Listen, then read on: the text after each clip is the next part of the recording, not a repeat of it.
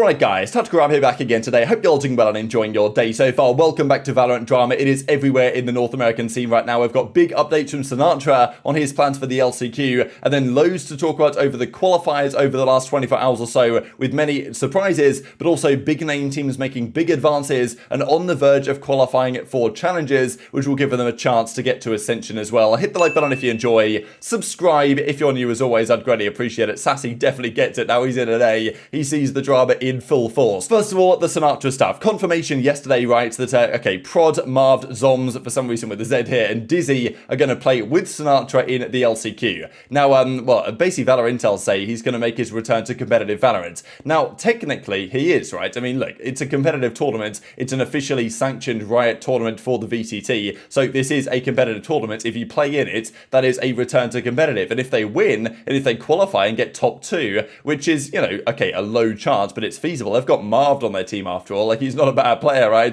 Sinatra's not bad either. Like, obviously, Zoms, Dizzy. I'm not really too familiar with Dizzy. Apparently, he's been out of the scene for a while, but he's a decent player. Prod, maybe there's some questions there, but it's a solid team. And in fairness, out of all the teams that I've seen compete in challenges, in the qualifier we'll discuss in a second, not that many have impressed me, to be honest. And some of the best ones will, of course, qualify this weekend. So next weekend, it's going to be easier for them to get top 2, theoretically, than for them to get top 4 this time around. Now, Sinatraa disagrees with this perspective, and he says return to competitive is a bit of a joke, really. And, actually goes on to say in the replies, we'll be streaming the matches for content, see you then, and no, it's not my return to competitive. Going on to say, how can you get that out of my post? We will be trying and streaming. Our goal is not to become some sponsored team, just play a 20 together for fun. Again, we will be trying. So Sinatraa doesn't seem to have that much confidence they're going to win or anything. He just thinks they're there for fun, which, it's true. And he's like, okay, it's not my return to competitive. I'm just playing this tourney for fun, for streaming and stuff, which makes sense, right? If you're a streamer and you're also a good player, it makes sense to sign up for this, right? Because just have a good time, play it, see what happens, get some good content for the stream.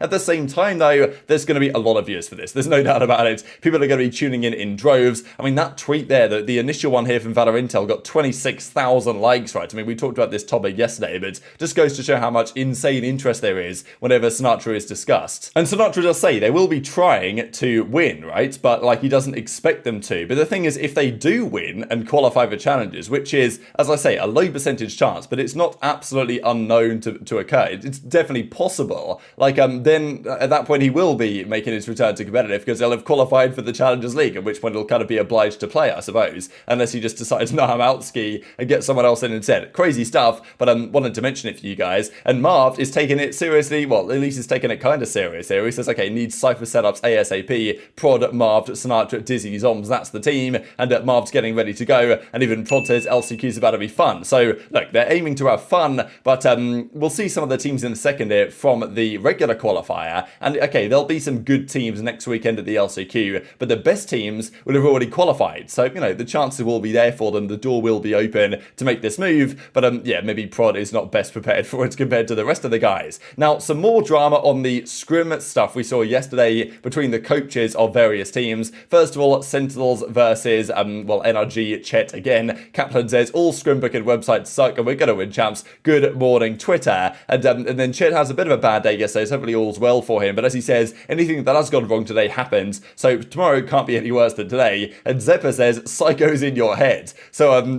pretty funny stuff. And then Psycho comes out with this. We saw the drama yesterday, if you guys didn't see it, where Psycho was calling Chet delusional. Then, Psycho then came back and said, oh, your team's going to suck without Ye and Marv to carry you. Good drama, really. Classic North American type stuff. And then Psycho comes out with the shush emoji. Don't know if this is related at all to NRG or whether it's just another thing entirely. But Shanks adds Chet in this. And then he says, how is this tweet directed to me? How are scrims today? Jesus Christ, you are a loser. So, just pure entertainment from North American VALORANT, as is not exactly a surprise. And then VALORANT also adds Chet in this with another shush emoji. You guys are not real humans. So maybe they're making up a little bit here. But yeah, we'll see. They obviously had a bit of beef and drama yesterday. It's going to be one that continues, and it's going to be all the more entertaining when Sentinels and NRG finally do play each other. I think that maybe it was I think it wasn't NRG maybe, but there were some teams that Tarek and Ludwig also tried to get to their invitational happening this weekend, because of course we know that Sentinels are going, the Guard are going, TSM and T1, but I think the 100 Thieves, Cloud9 and maybe NRG were meant to go, or at least got invited, but decided in the end it wasn't really worth it for them. It is a LAN event after all though, so it should be theoretically good practice, but that's the end of that drama for now. now. Let's talk, though, more qualifiers drama, because here we go again. So,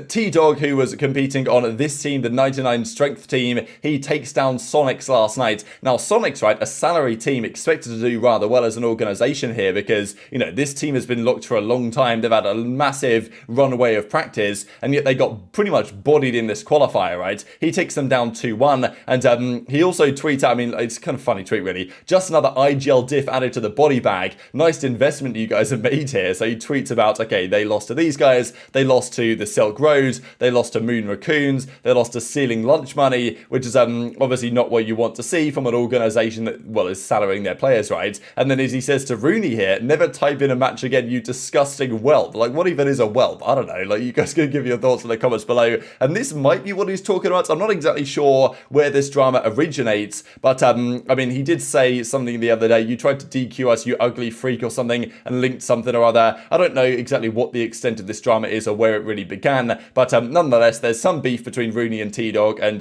T-Dog takes him down and knocks his team out of the tournament. And even this I thought was kind of funny. So Seth here, who's the general manager of Sonics, comes back and says this: I noticed your bio says professional Valorant player, but upon inspection it appears you're playing an open qualifier with $1,200 in career earnings. Different definitions of professional, I suppose. See you in the next qualifier. And then he just says, you know, shut the F up, you know, and then just like, well, you guys can read it from there. So good entertainment, to be honest. I think this top tweet eventually actually got deleted by Seth here from Sonics, but as I say, they will have another chance in the last chance qualifier coming soon, but yeah, nonetheless, it will be a bit of a stretch for them to qualify based on their recent performances. Now, also, a team that's doing very well, though, on the other side of the coin is The Nation. That's Stewie2K's team, and they're making things look very good. Now, they haven't signed to an org, right? They could have done, and I thought Stewie's argument on this was quite interesting. They probably lost a couple of players they could have had. I think they were meant to have Exalt, actually, on this team, but he left eventually to go to the Disguised Toast team because they were offering him salary and some money, right? The same story with Tex, who went to the Guard. Like, they were offering him money, so he was like, well, you know, I probably got to go for that, which is totally fair, I think, and they obviously appreciate that from their perspective. But he agrees that as an organization, or at least as a team of 5 they currently have, it's not worth jumping to an org and getting short-term money where you could, you know, think about the long run, right? Because it's a fair point. If you qualify for challenges without an organization backing you, because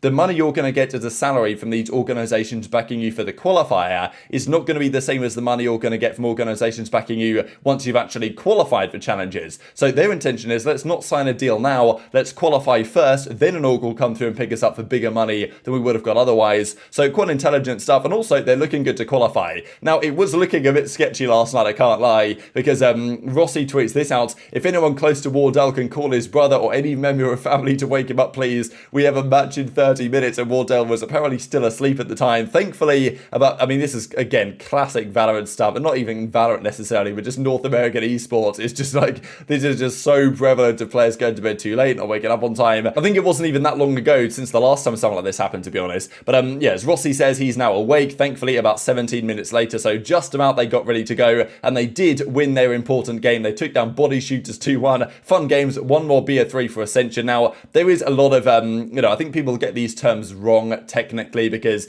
Ascension is technically the tournament at the end of the season that qualifies the best challenger teams up to the Pro League. That's the Ascension tournament where you go from Tier 2 to Tier 1. Makes sense. Ascension, though, just refers to that. The entire Tier 2 scene is called Challengers, but, you know, Ascension is a cooler term, right? And it's a nicer term, and it is the term that a lot of people actually use to refer to the entire Tier 2 scene right now, which, okay, technically is incorrect, but if I use it in titles or thumbnails or whatever, forgive me, because, you know, it's what people call it, and it's a better term, let's be perfectly honest. So Stewie as well down. One more best of 3 in the VCT qualifiers, and we qualify for Ascension. Let's go. As I say, qualify for Challengers technically, but whatever. So this is the bracket as it stands. So the upper semi-finals, I would say, probably do have the 4 best teams here that I would expect to qualify over the coming days. The Nation versus Breakthrough is a big game of tonight. So Wardell, Stewie2K's team versus Thief Proto. Very good team here, these guys. They took down OR Esports 2-0. And then on the other side, we have Disguised Toast team that are making a massive run. I think Toast actually said, and he's taking it seriously, and I really respect this. It's great to see, because he actually said, I believe, he talked to Fifth Lara and talked to Strong Gares about, you know, which guy should he get, which coach should he get, and they both recommended Coach Ocean, who is now, you know, I mean, look at this team. Obviously, they've got Coach Ocean here as well, but they just destroyed NSIC last night. 13-2, 13-5, just blew them off the face of the earth, and Exalt was going off on the main stage as as well. 40 kills over these couple of maps. Clear as well, 35 and 19. So really cool to see from those guys. Disguised Tosi took it seriously. He asked the right people. Like, if I was building a Valorant team from scratch, the first guy I would ask is Sean Guest from his perspective on things. He did the right thing. I think he's made more intelligent decisions here than many other owners have. And hopefully they qualify, because I was a little bit concerned with him signing this roster, just because if you sign this roster and they fail to qualify, it's like, well, kind of wasted money. But if you sign them and they actually qualify, you benefit from them qualifying, and you benefit from all the great content and interaction, and also all the new viewers that are going to come through as a result of this to Valorant, which is great as well. But they will play Oxygen tonight, one of the other favourites. So the winner of these two series qualify. The losers will drop down to losers with one final chance, with these being the remaining teams down there. So yeah, here we go. LR Esports, happy to be here. Silk Road, we've got Newest Airport. Rat Attack is still alive, actually, after knocking out version 1 quite a while ago. And then Dark Glacier NSIC is still here, with, of course, Sonic's getting knocked out,